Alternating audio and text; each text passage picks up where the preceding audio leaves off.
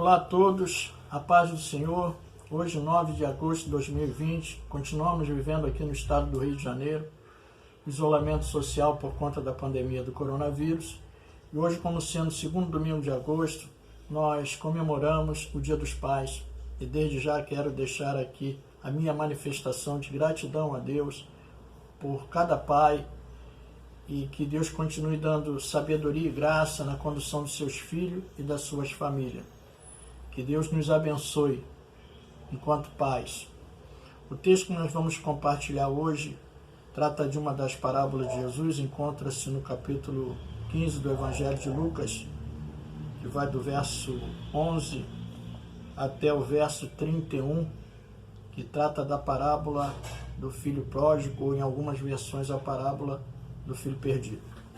Diz assim a palavra do Senhor. Jesus continuou: um homem tinha 2 filhos. O mais novo disse a seu pai: Pai, quero a minha parte na herança.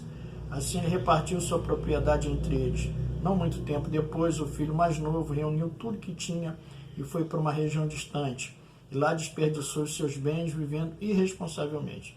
Depois de ter gasto tudo, houve uma grande fome em toda aquela região, e ele começou a passar necessidade. Por isso foi empregar-se com um dos cidadãos daquela região, que o mandou para o seu campo a fim de cuidar de porcos. Ele desejava encher o estômago com as vagens da alfarrobeira que os porcos comiam, mas ninguém lhe dava nada. Caindo em si, ele disse: quantos empregados meu pai tem comida de sobra, e eu aqui morrendo de fome? Eu me porei a caminho e voltarei para meu pai, e lhe direi: Pai, pequei contra o céu e contra ti, não sou mais digno de ser chamado teu filho, trata-me como um dos teus empregados. A seguir levantou-se e foi para seu pai. Estando ainda longe, seu pai o viu e, cheio de compaixão, correu para seu filho, o abraçou e beijou. O filho lhe disse: Pai, pequei contra o céu e contra ti, não sou mais digno de ser chamado teu filho. Mas o pai disse aos servos: depressa, tragam a melhor roupa e vistam nele, coloquem um anel ao seu dedo e calçado em seus pés.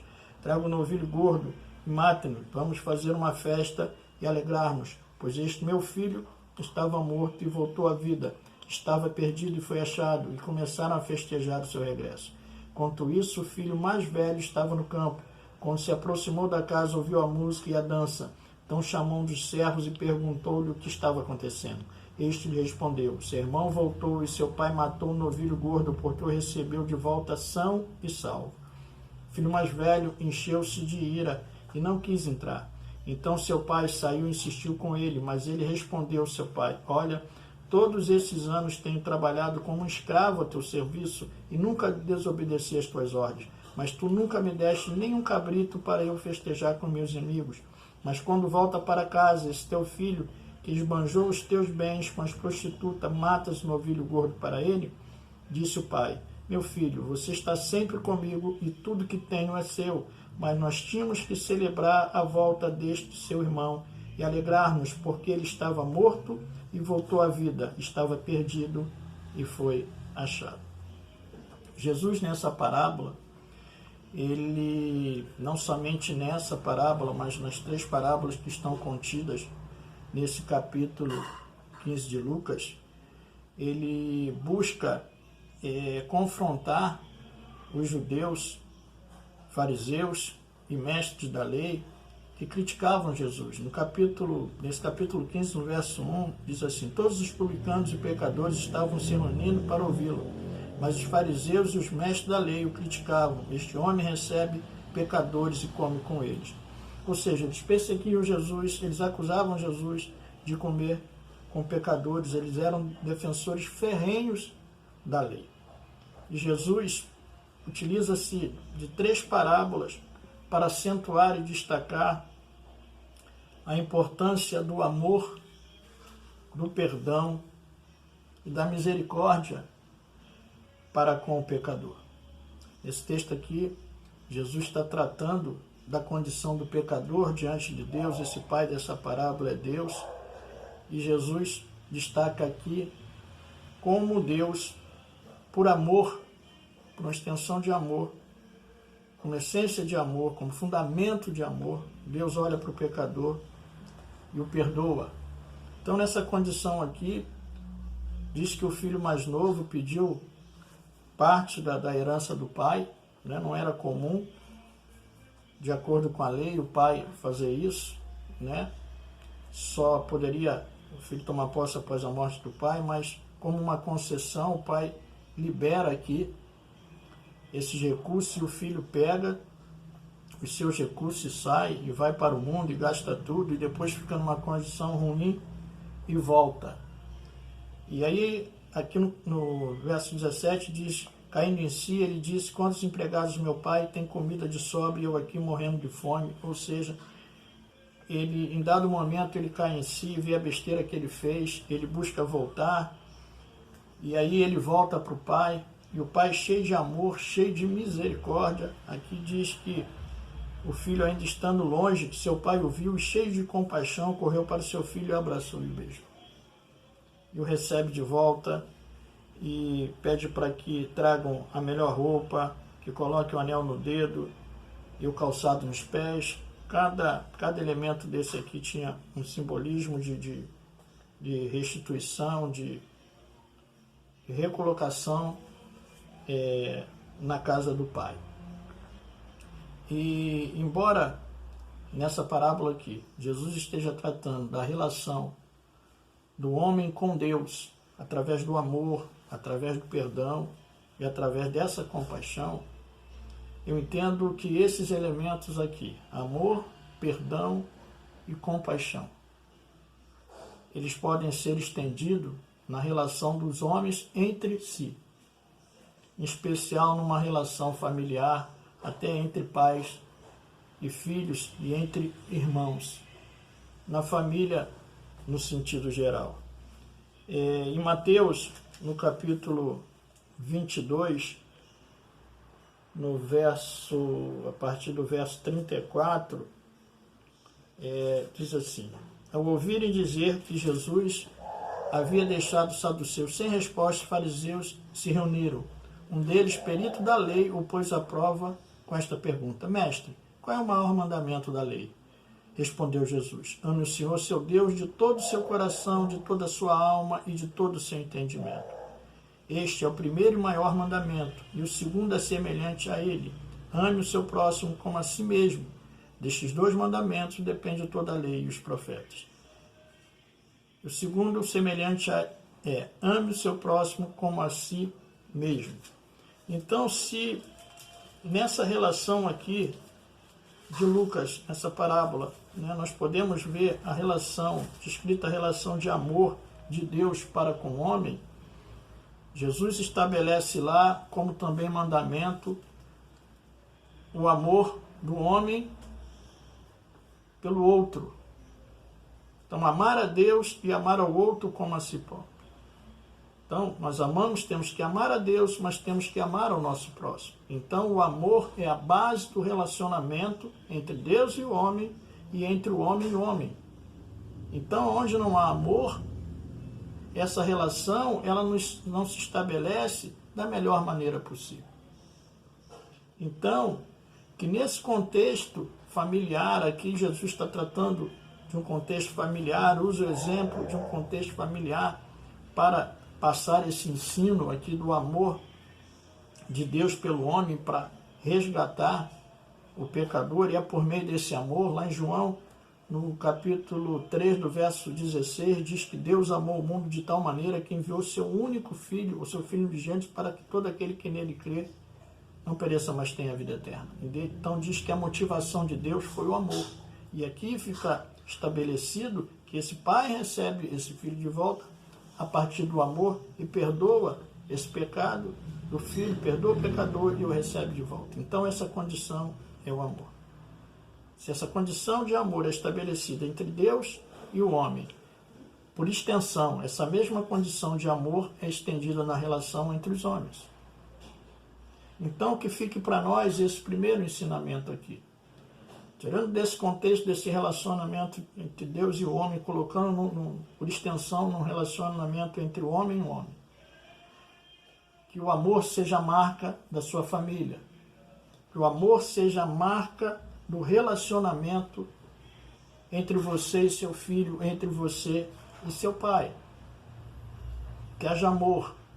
Aqui, o filho mais velho, ele demonstra que que ele não estava interessado na presença do pai, nessa comunhão com o pai. Que ele estava mais com a visão voltada para os bens do pai. E muitas vezes, para compensar de uma maneira errada, as pessoas enchem os filhos de presentes como se aqueles presentes pudessem substituir ou representar de forma absoluta o amor de um pai para com o filho. Ou em contrapartida, o filho também pode pensar dessa maneira, ver dessa maneira, daquilo que ele recebe materialmente falando do pai, é uma demonstração de amor. Nem sempre é assim. Nem sempre o fato de dar o melhor presente quer demonstrar a extensão ou o tamanho do amor. Então, que essa relação não possa ser uma relação materialista, fundada muito mais nos benefícios materiais que se pode obter de um pai, do que a coisa mais importante, que é o amor do pai e a presença do pai. Nenhum presente pode ou é maior do que a presença do pai. O maior presente é a presença do pai. O maior presente é o pai presente e o filho está na presença do pai. Nessa condição que nós vivemos atualmente, quantos pais partiram, quantos filhos sem ser pai, quantos filhos não tiveram nem a possibilidade de enterrar seus pais em função dessa doença que se espalhou na terra. E hoje choram a ausência do pai. Então aproveite a presença do pai, desfrute da presença do pai. Mais que os bens do pai, o mais importante é a presença dos pais. Porque existe um tempo que os bens podem ficar e os pais irem. Mas o mais importante é a presença do pai, é o relacionamento com o pai. E assim como Jesus deixa claro aqui nessa parábola, essa relação especial com o pai eterno, com o pai celeste. Nós temos que entender isso. Essa importância desse relacionamento em amor. Uma outra questão que é colocada aqui é evidenciada a questão do perdão. Pai, pequei contra o céu e contra ti, não sou mais digno de ser chamado teu filho, trata-me como um dos teus empregados. A seguir levantou-se e foi para seu pai. Estando ainda longe, seu pai o viu cheio de compaixão, correu para o seu filho, o abraçou e beijou. O filho disse, pai, pequei contra o céu e contra ti, não sou mais digno de ser chamado teu filho. Mas o pai já o havia perdoado. Então o perdão é uma condição essencial para que haja uma harmonia entre o homem como pai e seu filho. O pai da parábola aqui é Deus. Deus é perfeito. Deus é um pai perfeito. Nós, enquanto homens, enquanto seres humanos, nunca atingiremos a perfeição. Não somos perfeitos. Erramos. Mas temos que, primeiro, reconhecer os nossos erros, reconhecer que nós não somos perfeitos. Mas receber dos nossos filhos, nessa condição de imperfeição, o perdão pelos nossos erros. Temos que admitir os nossos erros, admitir que não somos perfeitos, mas que o perdão possa ser a base do relacionamento entre pais e filhos, a relação familiar. Porque nenhum pai é perfeito, pai erra, mas que os filhos estejam dispostos a perdoar os erros dos seus pais. E que os pais estejam dispostos a perdoar os erros dos seus filhos. Que nesse dia tão especial, esse dia dos pais, e não somente nesse dia, mas todos os dias, que pela falta de perdão não haja separação entre pais e filhos. Que o perdão seja um elemento fundamental nesse relacionamento. Em Mateus, no capítulo 6, Jesus, tratando da oração do Pai Nosso, no verso 9, ele diz assim: vocês orem assim: Pai Nosso que estás no céu, santificado seja o teu nome. Venha o teu reino, seja feita a tua vontade, assim na terra como no céu. Dá-nos hoje o nosso pão de cada dia. Perdoa as nossas dívidas, assim como perdoamos aos nossos devedores. E não nos deixe cair em tentação, mas livra-nos de todo mal, porque é teu reino, o poder e a glória para sempre. Amém. Pois se perdoares as ofensas uns dos outros, o Pai Celestial também lhes perdoará. Mas se não perdoarem uns aos outros, o Pai Celestial não lhes perdoará as ofensas. Pois se perdoarem as ofensas uns dos outros, o Pai Celeste também lhes perdoará. Então, Jesus coloca nessa condição do perdão. Então, que o perdão seja a base, juntamente com o amor, dessa relação entre pais e filhos. Talvez você carregue ao longo dos anos aí uma marca, uma mágoa com seu pai, que talvez nem exista mais e você não pode promover essa reconciliação, esse perdão com ele, mas não deixe que isso possa prender a sua vida e por meio dessa mágoa, dessa marca, né, você acaba não desenvolvendo uma relação positiva de amor com seus filhos ou até com seus irmãos. Então ame, perdoe e tenha compaixão, como esse pai teve. Nós não somos perfeitos. Nós não somos perfeitos. Mas, por meio do amor, por meio do perdão, nós podemos ter uma família vivendo em harmonia, uma relação saudável entre pais e filhos. Que esse dia tão especial,